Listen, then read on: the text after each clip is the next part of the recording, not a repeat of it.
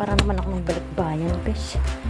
So, pag uuwi ako, ito, ilalagay ko siya sa loob pag pabalik na ako dito sa Pangasinan. Kasi medical clearance, travel pass, barangay certification. Bumili din pala ako ng mga food. Ayan, na nilagay ko lang sa paper bag. Kanina, nag-grocery ako kanina kasi bibigay ko sa checkpoints. Good morning everyone! Welcome back to another vlog! I'm on my way home na guys. And nandito na ako sa San Fernando, La Union. May da-drop off lang ako na binili na shoes ng ka-work ko. Ayan, benta niya.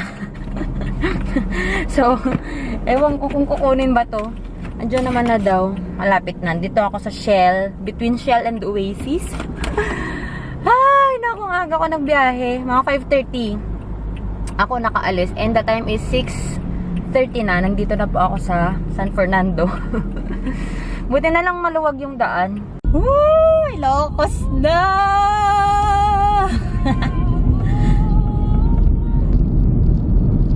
Oh my God! Ito na po ang checkpoint. Nasaan na pose?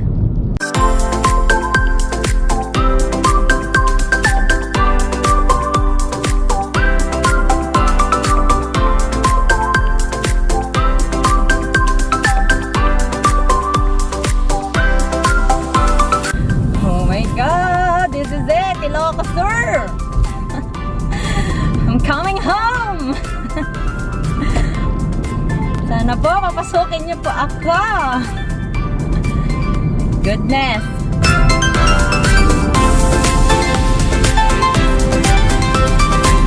Ito na po.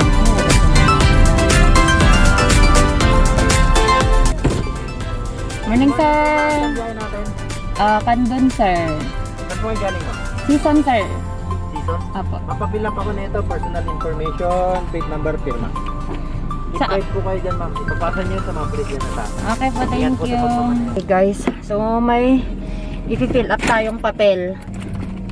Sana nada-download na kasi to para iwas hassle na pinag-park pa kami dito. What time is it, Beshi? Excited pa man din ako, mag-8 na. Kalimutan ko yung plate number ko. Wait nga, tabi ako. Oh my gosh, pinabalik yung nasa harap ko. Okay, ma'am. Kandun, sir. Saan kayo galing, ma'am? Season, sir. Pa-check man, sir, no kompleto. Itilangan ni ma'am, purpose in destination nyo. Tapos, Adin no dito, sir? ati kinba po, ma'am. Ay, sige.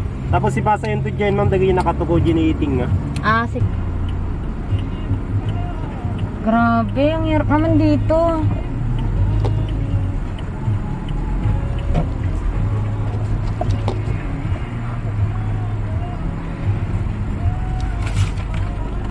Pa-check man, sir.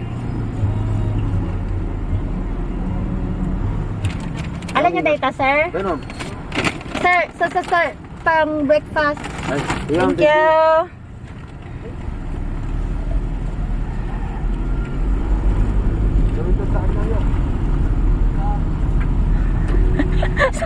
sabi ng pulis, damo intinda kanya, yo. Ay, nako. Pinigyan ko kasi sila nung nagpack ako ng mga coffee, ganyan, cupcakes. Ay, thank you, Lord. Pasok po tayo, mga kapatid. Ay, oh my gosh, ang dami nilang pinasulat. Hey everyone! I am home! Andito na po ako sa Kandon, finally. Na? Kapag tagtay ko na 3.5 tagta, 3 mil manan. Bakit ito naman 2.5 to langan? I'm talking to my Mudrakels. Lima amang tigdamdamag mo 3.5 also the original. Punta mo na kung may video, magwi-withdraw ako para magawa ko na yung pinapagawa ni Papang. Ay, cellphone mo pala to, bye! Yan. Hindi siya sasama. Kasi maingay yung mga kasama. Punta na kami guys. Yung sasakyan, pinark ko lang dito sa Pinark ko dito sa may gasolinahan. Hi guys! Ginagamit ko po itong camera ni Ate Joy ngayon. Nagda-drive po siya ngayon. Nakiki-adjust po muna ako dito sa vlog niya. Si Nex ang nag-volunteer. So, pupunta po kami ngayon sa bayan. So, hi guys. Pupunta po kami ngayon sa Pandayan. Ayun po sa Ate Joy. Wala po. Tita po ni Ate Joy. Ako naman po yung pinsan ni Ate Joy. Hello! Later again! Hello guys! So, andito po tayo ngayon sa Pandayan. May binibili po si Ate Joy ngayon. Ate Joy, ano pong binibili nyo? Lobat na. Sinasabi ko kasi Ay, sa'yo lobat. eh. Naka-on Naku kasi. po, naku po, naku po. Bumibili ako ng ano, ng gagawin namin parang pamaypay. Mm. Pamaypay na pera.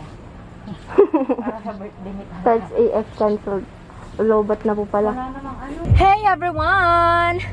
Andito na po kami sa sasakyan after a very stressful na mga pangyayari sa buhay-buhay.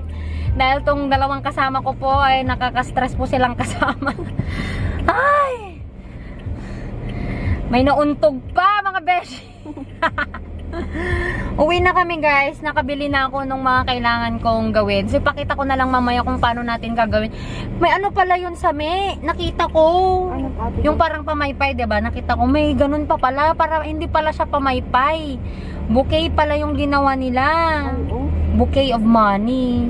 Ano kaya May to? kulang po, Ate Joy. Oo, yung parang may school supplies ba sila dyan? Wala, no? Ano po bang kailangan?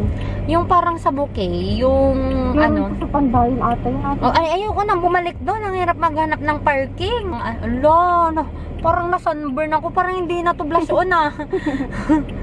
Ang init kasi. Ito, oh. Wow. Ganyan. Okay. 'Di ba? Pero lalaki naman kasi si Tatang, eh. Ay, may bouquet. So, ganito na Pay-pay lang. na lang, Ate Joy. Hindi mo kahit huwag mo nang lagyan ng bouquet. Kaya nga. Ganito na lang, no? Opo. Hindi, yung ribbon naman yung ilalagay natin sa baba, eh.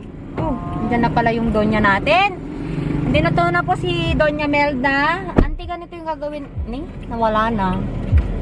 Ganito yung gagawin namin, oh. Ay, ang Ang ganda. social. Parang bouquet siya. Oo, bouquet ng pera. Pero, Ay, apo. pamaypay yung gagawin. Hala, nakalimutan kong bumili ng pamaypay. Meron dyan sa Jesus. Hindi na ako, pinapakilala ko po yung napaka-stressful po namin kasama. May, palagay nga dyan sa may, sana tayo mag-exit nito pag ganun Diretso natin, na, no? diretso. Ay, tsuksugo tayo pa doon. Sige, Saan? basta ituturo ko Diretso na lang po sa'yo. yun, Ate Joy. Alright. Yung kapag Let's nagbablog, ngingiti ka go. na lang po. Siyempre. Oops. Wait lang po, Ate Joy. Wait lang po. Sige. Anong sige? Di ka nga tumitingin sa likod, ante. Sige pa. Ante, yung seatbelt mo nga. Sabi niya nakaka-stress. Umano pa sa harapan ko. Ito nang sinasabi ko. Pag sumakay ka nga dito sa sasakyan ko, mag-seatbelt ka. Oh, di na naman siya marunong mag-seatbelt. Mga kapatid. Hindi na. Ayos ko. Eh kasi bumababa pa ako dyan eh. Anong bababa? Sa Chokes to go. Saan ka bababa? Mag-order pa ako dyan. Hindi na naman po niya alam yung paggawa. Nilagay na naman po niya sa likod yung seatbelt po niya. Ala, tagal. Tumutunog talaga. Hey guys, update time. It's already, anong oras na sa me?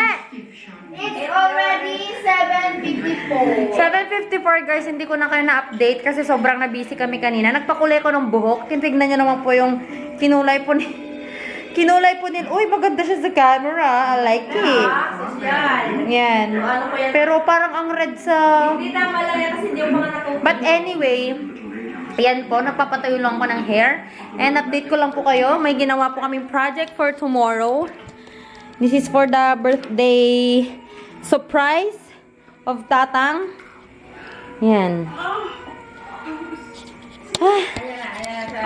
Napagod kaming gumawa niyan, guys, kasi tagal namin finigure out kung paano siya magiging pamaypay. Tapos, guard over shoulder. Tinulungan ko po si Ate Joy na gumawa ng mga nat. Nagkamakamali pa po kami. Explain nyo na lang, Ate Joy! Oh, ang hirap namin ginawa, guys. Buti na lang ako nag-vlog kasi na-bore lang kayo. Sobrang, styrofoam, dinikit lang namin using thumbtacks. Pero yung pag-aayos kasi ng parang pamaypay, na-figure out lang namin ng pagkatagal-tagal na kung paano namin siya gagawin pamaypay. Kasi nung una magiging bouquet dapat siya. Kaso, lalaki kasi yung bibigyan, si Tatang. Kaya, pamaypay na lang. Meron pong po dito, si Madam na nag-order po ng mga scrub suit. Galing po sa Canada. Opo. Yung mga bigay ni Meme, sa kanya na po. Ang sakto nga sa'yo niyan, auntie. Thank you very much. Oh, kasi yun sa akin, mahaba. Mas matangkad ka ba sa akin? Tama lang. Di ba sakto lang sa'yo? Tingnan mo. Oh, dahil siguro sa chan mo kasi, auntie, gumaganon siya, oh. Kaya, Dahil sa mainit dito sa Kandon, ay lang ako na may suot. pag nalabahan yan, soft na yung tela niyan. Kasi yung isang ginagamit ko na ganyan, okay siya. May isa pang ganun, may isa pa sabay na ganyan, kaso black ang kulay. Alam ko namang ayaw mo ng black. Walang terno? Wala, auntie. Yan, pantalon ko lang talaga yan. Hindi na lang kasi kasya sa legs ko yun eh. Thank you. Pero baka hindi na kasya sa'yo. Ang lalaki kasi ng legs mo na rin eh. Hindi na, garterize naman siya eh. Hindi, pero mukhang masikip kasi sa legs. Try mo lang. Ang laki nga oh. Or dahil hindi lang ako komportable. Aywan ko. Basta ayokong sinusuot yan or dahil mainit yung tela. Oo, maano pa, parang Yung ano yan, yung parang ginanon mo, yung parang madulas. kasi yung tela nito eh. Oo. Isip? Ito po yung ano po natin. Donya.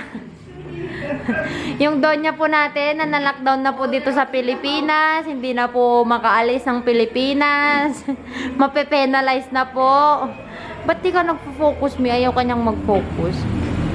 Ano na na-lockdown? Nalock talaga. Nalock talaga. Kaya nga sabi ko sa'yo, sunduin kita hanggang Pangasinan. Tapos sunduin ka ulit Pangasinan to Manila. But anyway guys, hindi ko alam kung anong laman ng ng vlog na to. Pero yung travel ko kanina, so far, so good. Medyo safe naman. Medyo safe. First time ko kasing mag-long drive. First time ko mag-drive ng ganito kahaba. Ilang oras yan?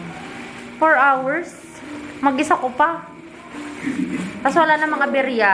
Medyo matagal lang yung pagsusulat kasi ng papel sa Tagodin. Pero nung nag-check naman na nila ng papel ko, nakalagay okay lang. Tapos nung nakita nila na nurse, 4 lang, ganyan eh. Siguro. Tsaka negative kasi yung rapid test ko. Kaya okay lang sa kanila. So yun lang guys. So pag pupunta po kayo dito sa Ilocos, ang kailangan po nila is medical certificate, travel pass, at negative po na rapid test. Pero kung galing kayong abroad, swab test. At kung galing kayong nag-positive kayo sa ibang lugar, ganyan, yung quarantine 14 days. na 14 days, yung babalik ka na parang balik probinsya. Anong tawag doon? SLI? Parang ganun. Magko-quarantine kayo ng 14 days, pero ako kasi naipagpaalam ko to sa both RHU ng Kandon tsaka ng Narvacan na 4 days lang actually yung 4 days yung pinaalam ko pero 3 days lang yung approved na day off ko. Kaya kailangan kong bumalik dahil kailangan mag-duty sa ospital ng madam. So yun lamang guys. Thank you so much guys for staying with me all throughout my travel, and thank you for watching this video. And if you enjoyed watching this video, please hit the notification bell button and the subscribe button and the like button pala if you like this video. Yun, nasi-share nyo na rin sa mga friends nyo, lalo na sa mga taga Ilocos po, mga Ilokhana. See you guys on my next one. Bye! Hi guys! Energy! So, mapunta pa tayo ngayon sa Ilocos, no? Ilocos na po, madam. Ay, Narvacan! Nakapack na yung mga food para kuha na lang, tapos alis na kasi papagalitan tayo ni Mayor. Pera o kahon? Naku, nagpanunog ba si? Bokyak! May lang! Piman! Naku, bed! Mga kahon, ito ang iyong pamaypay. Bagay mo kibay.